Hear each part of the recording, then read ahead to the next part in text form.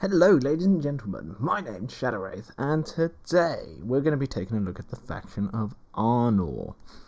Right, I haven't got much experience playing with Arnor. I've gone against them a couple of times and I've played them myself, maybe twice, just for funsies. But I haven't done them, so I thought I would. Of course, I'm using Tabletop Simulator, but imagine I'm playing Garden Hammer, because that is the restrictions in place at the moment here in the UK. So I'm in the garden. Sure, why not? I like to pretend I am. Not that I have a garden. Anyway, so we'll start off with the army composition. What we can include is... okay, I'm going to butcher it. Avadu, Last King of Arnor. I'm rubbish with names. Malbeth, I probably messed that one up as well. The Seer, Captain of Arnor, Warriors of Arnor, and Rangers of Arnor. And then the most powerful unit in the game, Hobbit Archers.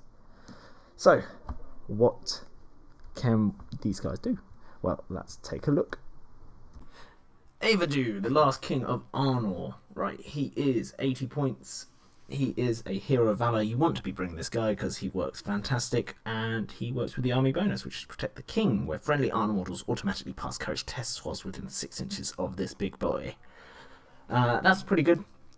He's a definitely must bring in my opinion. He is movement 6, fight 5, 4 plus shoot value, strength 4, defense 6, 3 attacks, 2 wounds, and courage 5 with a whopping 3 might, 2 will, and 1 fate, because of course he does perish. And everyone who perishes only has 1 fate. He comes with heavy armor and a sword, which is nice. He's got heroic strike, strength, and defense, 2 of my favourites in there. And he comes with, of course, hatred Arnor. Oof, plus 1 to wound against Arnor, which is absolutely phenomenal with 3 attacks at strength 4. He's got the King of the North special rule, which means he's got a 12-inch standfast rather than 6. Yep, definitely a must bring in my opinion. Fantastic looking model, and it's very fluffy. Here we have Malbeth the Seer. He is a hero of fortitude at 70 points. He's movement 6, fight of a whopping 3, 4 plus shoot value, strength 3, defense 4, 1 attack, 2 wounds, courage 5, 1 might, 2 will, 1 fate. Okay, he looks like he can cast spells, but he can't. He comes with a staff, as you can see. That's it. He's got heroic resolve, kind of useful. But the reason you bring this bad boy is for his gift of foresight rule. Every time an Arnor model, or friendly Arnor model should I say, is within 6 inches of this bad boy, and they suffer a wound, they roll a d6. On a 5+, the wound has been prevented as if they had spent a point of fate. Note that if this roll is failed, hero models may still use fate points as normal. So you get a double chance nearly for your heroes. On top of that, all your guys have a 5+ shrug, so they're better than berserkers. That is absolutely fantastic. Again, a must bring. You don't get many options, so most of these are must brings. I'm not going to lie. I do love him. He is really cool. Then we've got the whopping Captain of Arnor. Okay, 55 points for this bad boy. He's a hero of fortitude because he's a captain. Fight 5, which is fantastic. 4 plus shoot value. Strength 4, defense 7. That's with the shield. He's also got 2 attacks, 2 wounds, courage 3, 2 might, 1 will, 1 fate. So standard captain. He also comes with heroic march because he's a captain. He's armed with heavy armor, sword, and shield, but you can swap the shield for a bow for free.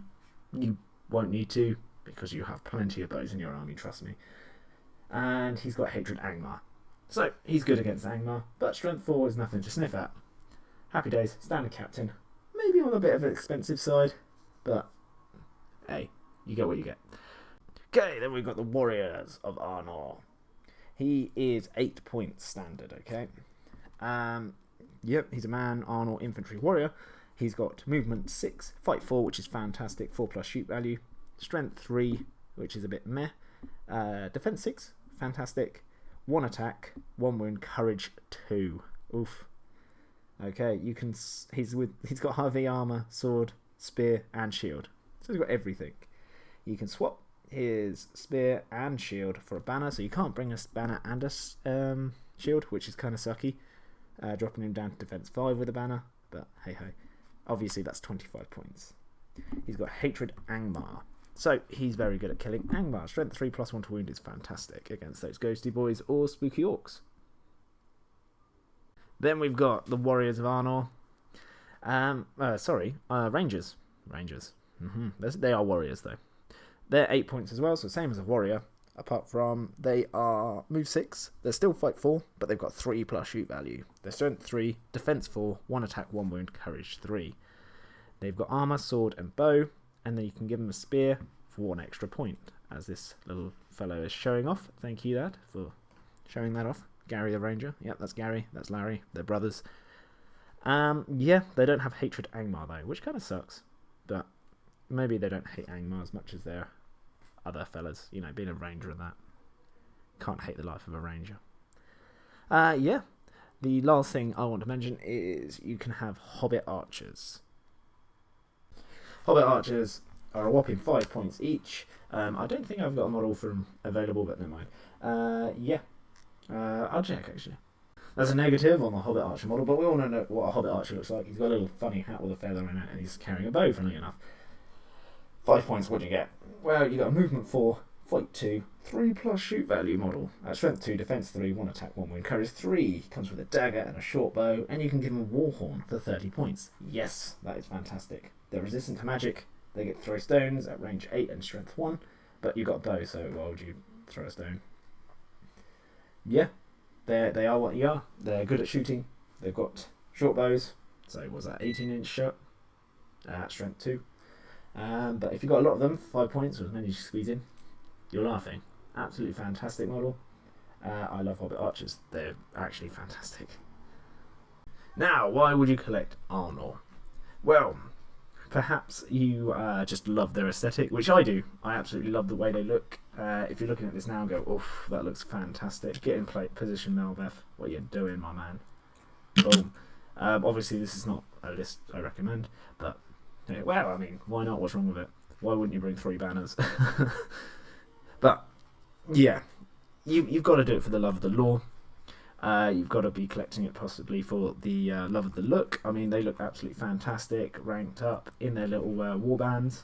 I love everything about these models. It's just a shame that they're so hard to get. If you're quite good at kit bashing, Warriors of Minas Tirith are quite easy to get hold of, obviously from Games Workshop. Shields you can buy from either third party or give a go at painting it over, so sanding off the white tree of Minas Tirith and kind of painting that on, or trying to find transfers to stick onto their shields.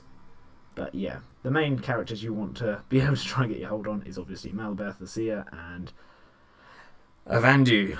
I probably said that twice. The Captain of Arnor, Captain of Minas Tirith, which you can change the heads. There are plenty of historical third-party heads, I mean Persian heads, anything. Just have a look around. You can do it, it is possible. But if you want to spend a ton of money, or Games Workshop decide to bring them back, the original models look absolutely phenomenal. The other reason you might want to collect it is there's a heavy Angmar meta in your area, in which case these are a hard counter to them with their hatred Angmar. They're fantastic. The low courage is an issue, but what you want to do is, well, I'll get to the competitive aspect of this video in a second. But yeah, you'll be killing them in droves once you get into combat. You've got the Last King with his lovely aura of you don't run away. He's got his 12-inch stand fast as well. You've got Malbeth Seer making them pretty incredibly tough actually. Defense 6 with a 5-up shrug is incredibly tough. And I've seen it work a lot. You've got a lot of firepower coming from Rangers or Hobbit Archers. Depending on the size of your force, that's what you do.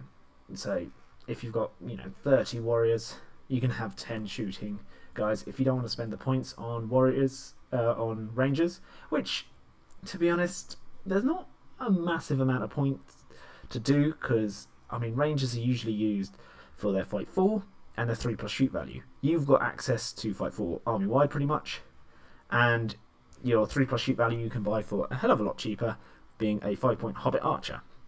Talking about Hobbit Archers, yeah, we're getting more competitive with these guys.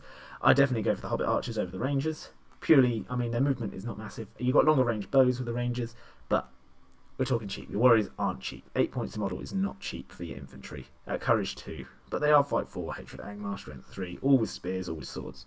So, yeah, you definitely want at least 1 banner in your force.